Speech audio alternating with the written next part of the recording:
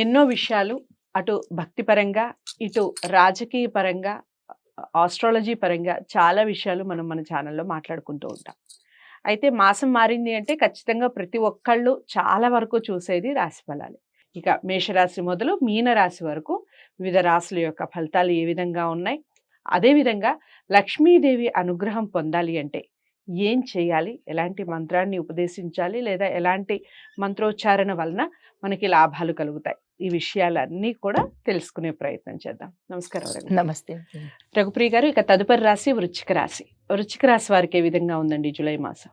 వృశ్చిక రాశిలో విశాఖ 4వ పాదంగాను, అనురాధ 1, 2, 3, 4, జ్యేష్ఠ 1, 2, 3, 4 పాదాల వారు ఉన్నారు. అయితే వీరికి ఈ నెలలో అనుకూలమైన వాతావరణమే ఉంది అని కొంచెం బానే ఉంది. ప్రథమార్థంలో ఉద్యోగస్తులకు పై అధికారులు అండదండలు సపోర్ట్ చేస్తారు. తర్వాత చేపట్టిన పనులన్నీ ఇన్ టైంలోనే సకాలంలోనే పూర్తి చేస్తారు. నూతన ఆలోచనలు ఏదైనా కొత్తగా ఆలోచించేందుకు ఈ మాసం వీరికి చాలా అనుకూలంగా ఉంది. చేస్తే కూడా సక్సెస్ అవుతుంది. తర్వాత కుటుంబంలో ఒక ప్రణాళికతో ముందుకు తీసుకువెళ్తారు. ఒక ప్లానింగ్ తో వీళ్ళు వాళ్ళ కుటుంబాన్ని ఈ మాసంలో ఏదేది చేయాలనుకుంటున్నారో ఒక ప్లాన్ ప్రకారం నడిపిస్తారు.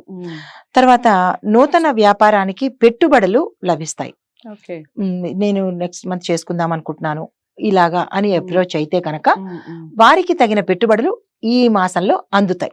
నో అనకుండా ఇస్తారు. అయితే విందు వినోద కార్యక్రమాల్లో కొంచెం ధనం ఖర్చు అవుతుంది. అవతల వాళ్ళు పెట్టవలసింది వీళ్ళే పెడతారనమాట. ధనం ఖర్చు అవుతుంది. విందు వినోదాలు ఉంటాయి అన్నమాట. విందు వినోదాలు ఉంటాయి. అయితే ఆరోగ్యపరంగా ఉత్సాహంగా ఉంటారు. ఆదాయం కూడా బాగుంటుంది. కాకపోతే ఆ ఆదాయము స్త్రీ సంబంధితంగా రావచ్చు. అంటే అమ్మ వైపు నుంచి గాని, భార్య వైపు నుంచి గాని, ఇతరత్ర ఫ్రెండ్స్ తరపు నుంచి గాని స్త్రీ మూలకంగా వీళ్ళకి ధనం ఆ మాసానికి అందుతుంది అనమాట. అయితే నూతన వస్త్ర ప్రాప్తి ఉంది. వాహన యోగం ఉంది. కొనుక్కోవాలని ప్లానింగ్ ఉంటే కనుక ఈ మాసం కొనుక్కోవచ్చు. ఫైనాన్స్ వ్యాపారులకి గతంలో కన్నా ఈ మాసం చాలా అధికమైన లాభాలు వచ్చేటట్టుగా ఉంది. వీళ్ళు చేయవలసిన పరిహారం ఏంటంటే శివుడికి, దత్తాత్రేయ స్వామి వారికి పారాయణ చెయ్యాలి. పారాయణ చేసుకోవాలి. గురువారం దత్తాత్రేయుడికి, సోమవారం శివుడికి పారాయణ చేయడం. మాసం అంతా అండి ఎన్ని గురువారాలు వస్తే అన్ని గురువారాలు, ఎన్ని సోమవారాలు వస్తే అన్ని సోమవారాలు.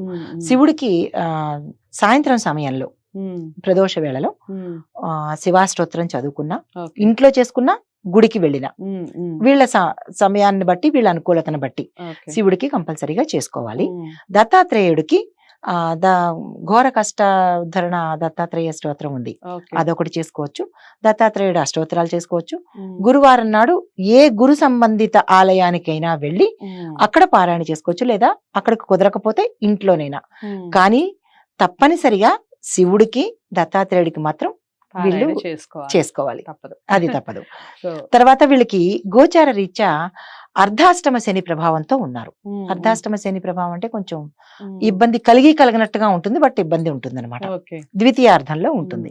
అయితే వీళ్ళు ఏం చేయాలి అంటే శనేశ్వరుడికి గాని, ఆంజనేయ స్వామికి 4 మంగళవారాలు, 4 అయితే 4, 5 అయితే 5, ఆంజనేయ స్వామికి హనుమాన్ చాలీసా కానీ, హనుమాన్ మంత్రం ఓం హం హనుమతే నమః అన్న మంత్రాన్ని 108 సార్లు చేసి ఆ స్వామికి ఇష్టమైన ప్రసాదం పెట్టి, శనేశ్వరుడికి ఓం ప్రాం ప్రీం ప్రౌం సహ శనేశ్వరాయ నమః, ఓం ప్రాం ప్రీం ప్రౌం సహ శనేశ్వరాయ నమః అని 108 సార్లు చదువుకోగలిగితే వాళ్ళకి ఎటువంటి ఇబ్బందులు లేకుండా, ఎందుకంటే అర్ధాష్టమ శని ఉంది కాబట్టి ప్రత్యేకంగా సూచించడం జరిగింది. రైట్.